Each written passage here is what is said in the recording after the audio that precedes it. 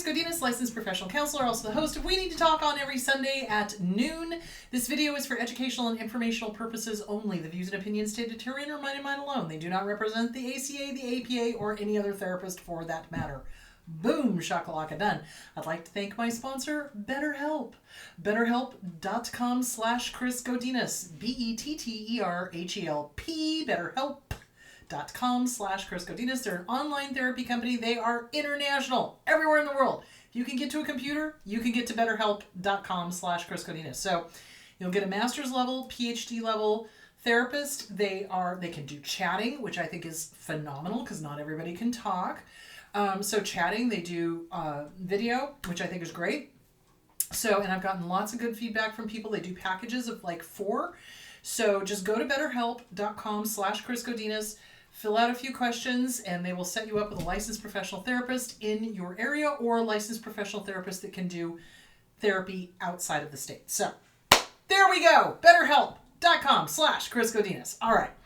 Okay, so questions. So this last week's topic was on office shenanigans and all the ways that some of the shenanigans are so incredibly dysfunctional. So one of the questions I got was, when you call out the narcissist in an office situation and they call you aggressive reactive, they want you to think that you are wrong, to shut up and to go away. They want to win and they want to project and flip it around on you. So what do? Well, so here's the deal. Narcissists are always going to flip it. Always. They can never take responsibility for their own screw-ups.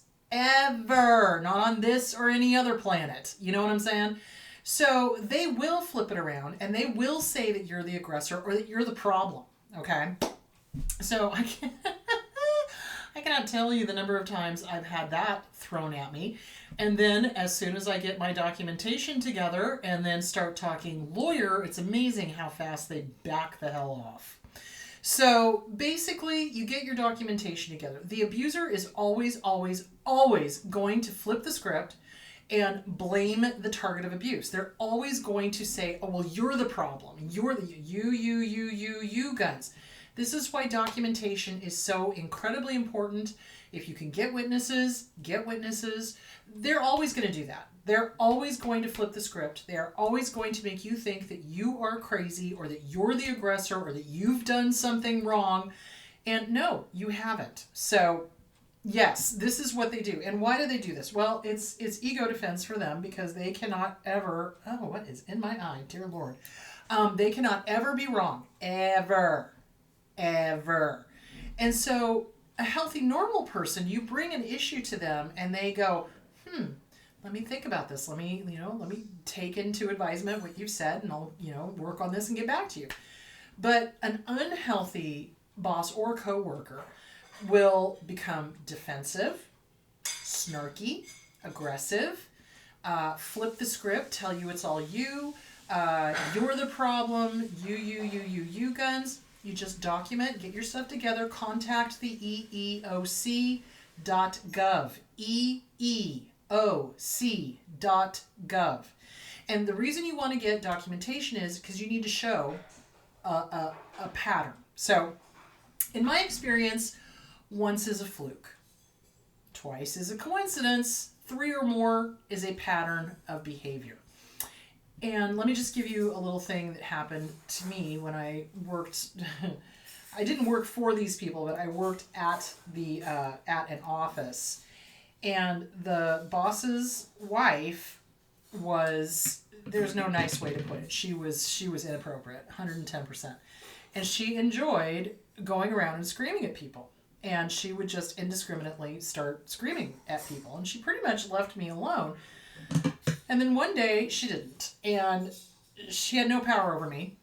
I was just renting an office out of this place. And she came at me fangs bared and, everything else. And I slammed the door in her face because she interrupted a session. And I'm like, you don't do that. We're done here. Slam. And I went right back to my session. Of course, she started screaming and knocking and everything else. And she finally stopped. But, so basically, in that case, I stood up to her and I went to the husband who owned the business and I said, well, I can rent anywhere I want to. So here are your options. You either get her the hell away from me or you're going to have a lawsuit on your hand and I can rent somewhere else. Boom, problem solved. And I told him point blank, this person, in my professional opinion, has got some sort of intermittent explosive disorder. She needs help. It took a while. She got help. She got onto medication. She calmed the hell down. So, but she was also going after other people in the office. And I basically said, I won't stand for it. I won't. I won't put up with it. I won't. And if she comes after me, gloves off and game on, because I'm not afraid of her. So if she thinks she's going to win this one, she's not. So, yeah, and you just point blank. You cannot be afraid. You cannot live in fear of these people. They count on people being afraid of them. They count on the intimidation factor. Now, that may have worked with other people in the office because they did work with them or work for them. I didn't. I was renting an office. No power over me. So it was kind of like, okay, you want to play this? Let's play. Let's see how far this goes, you know?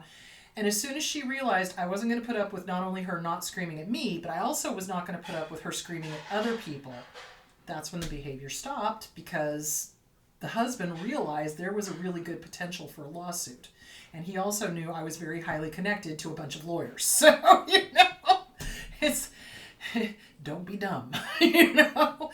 But unfortunately, that is what these people understand. They don't understand logic. They don't understand reason. They don't understand kindness. What they do understand is an iron fist. And if they want that, then great. I'm happy to play. You want to play with lawyers? I'm happy to oblige. So yeah, it's just.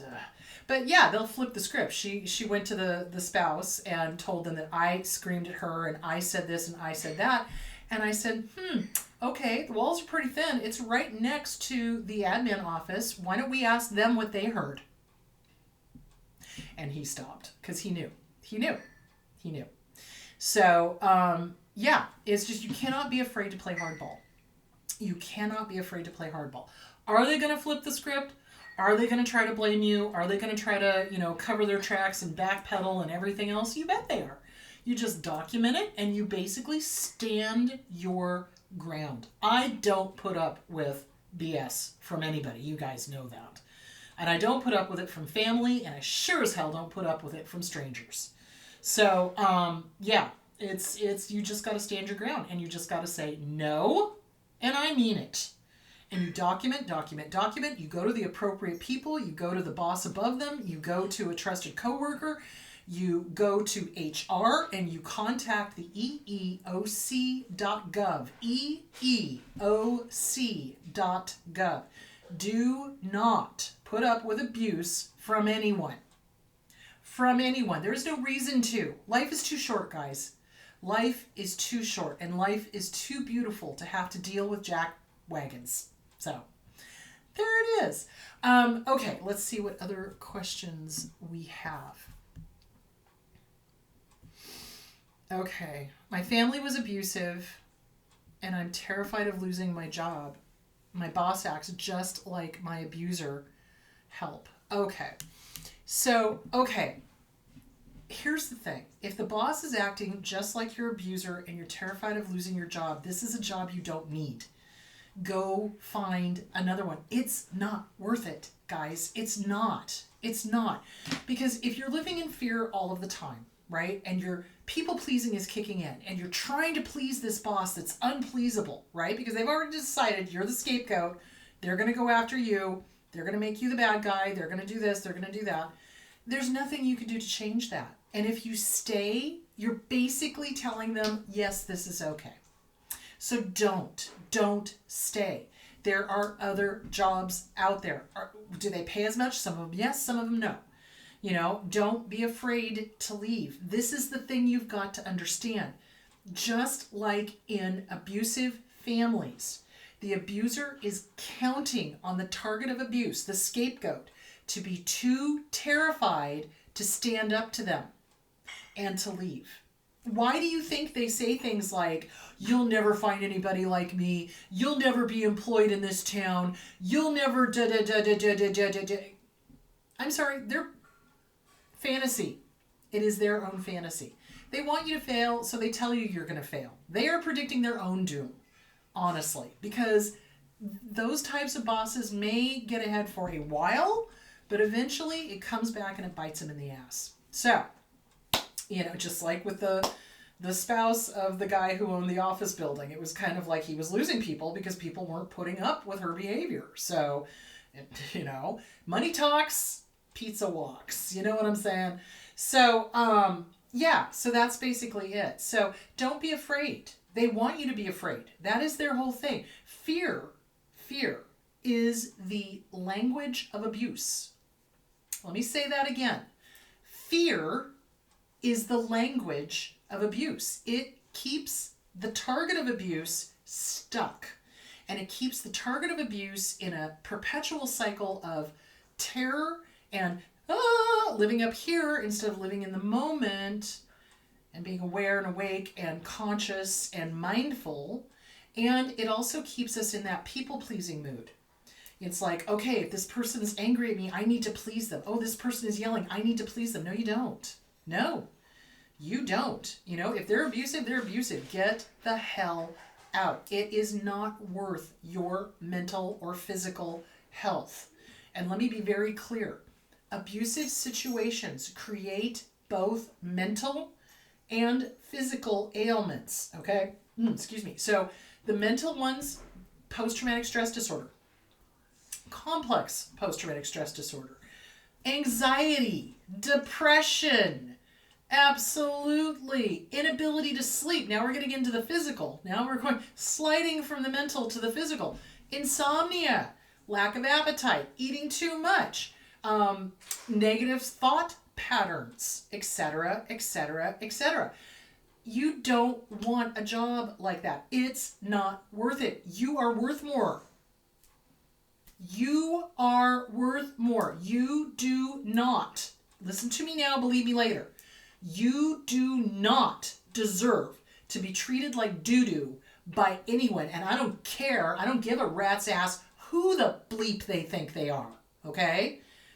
They're the boss? Okay, great. You're a boss. You're a douchebag. I'm not putting up with it. Have a nice life. Bye-bye.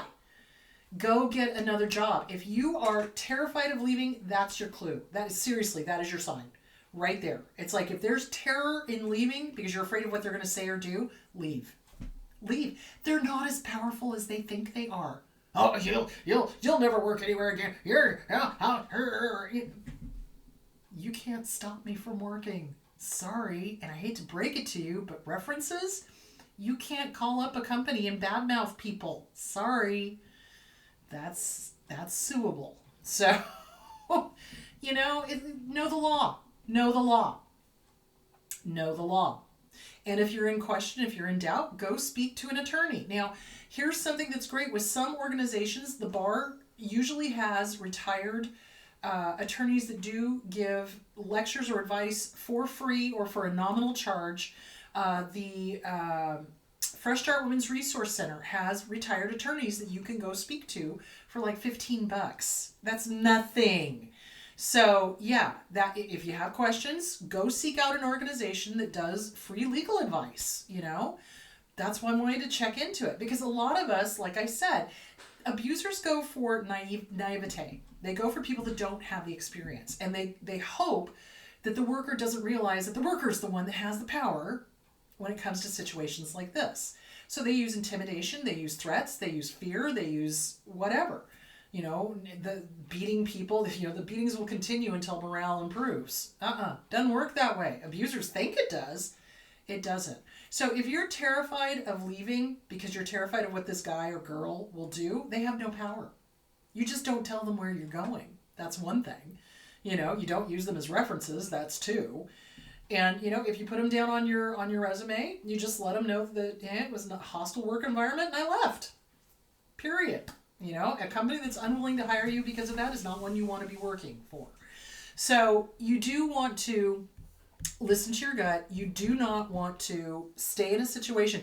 When somebody, like I said, when somebody starts predicting your doom, they're talking about themselves. And they're that powerless. Well, nobody's going to love you. Something that abusers say to romantic partners. Really? 7 billion people, almost 8 billion people on the planet, and you're telling me that none of those 8 billion people are going to love me? Huh. That doesn't sound very logical or statistically correct. Do you see where I'm going with that? Or if they do the whole, no one's going to hire you. Oh, why? Are you going to badmouth me to them? That's suable. Have fun with that. You know, it's like, don't be afraid. The little kid inside is the one that's afraid. So get with a good trauma therapist. Work on the trauma. Work on, why is your little one afraid? What is this stirring up? Yes, it reminds you of your abuser. And this person has no power over you, really. They're not as powerful as they say they are. So abusers, whether they're a romantic partner, a parent, a sibling, it doesn't matter. When they are abusive, they try to pretend that they are all powerful. I'll get you, I'll fix your wagon, I'll write you out of the will, I'll do this, I'll do that. And they're all empty threats. Well, they might write you out of the will, so what? You weren't going to get in there anyway. You know, they'll fix you, really, legally, how? You know, it's like, if you do anything, I will hire an attorney and go after you for harassment. I mean, it's pretty simple. So don't be afraid to stand up for yourself. You have more power than you realize. You've just got to be able to understand. You have more power than you realize. And no is a very powerful word. And walking away. Do not engage. So if a boss or anybody is trying to engage you in a personal attack, document the heck out of it. Go to a supervisor or go over their head. Go to HR and contact an attorney. So that is the best thing you can do. Leave that job. It's not worth it. When John was dealing with his idiot supervisor at his place that he was working at years and years ago, he was getting up at 2 o'clock in the morning, pacing, throwing up, upset, anxious, depressed, the whole thing. I said, sweetheart, we'll figure it out. We can survive on my income. It'll be fine. It'll be tight, but it'll be fine. Go leave, because this is not good for you. You are going to keel over if you continue this. So yeah, it's not worth your physical health. It isn't. There's always a way. Always. There's always a way. Find it. You know? And that's the other thing. The Self-Esteem Workbook by Glenn Schiraldi. Work on your self-esteem. You are greater than your job. And you are worthy of being treated with respect. They don't treat their workers with respect if they're screaming at you, underpaying you, or giving you a bonus of a pizza. Money talks, pizza walks. You know what I'm saying? So, yeah. So you deserve more than that. You absolutely do. And don't let anybody tell you otherwise, because they're lying. If anyone tries to make you feel less than, walk away. Walk away. Get away from them. So anyway, yes, the target of abuse, going back to the first question, or the target of abuse will feel like they're crazy. The abuser will try to flip the script and make you the problem. Well, you're the problem for bringing this up. I'm sorry. No. So you just have to be certain in who you are and what you're doing. Don't listen to them. They sow the seeds of doubt. They want you to doubt yourself. They do. And they want you to be afraid. Don't let them. Absolutely. Stand up to them. They're bullies. Stand up to them legally. Do it the right way. Meaning, Grey Rock, document, HR, trusted colleague, somebody above that person. So, yeah. And if you need to, get another job. And if you have to, contact an attorney. So, there it is. All right, kids, have a great week. And on Sunday, I will be talking about dealing with disordered siblings.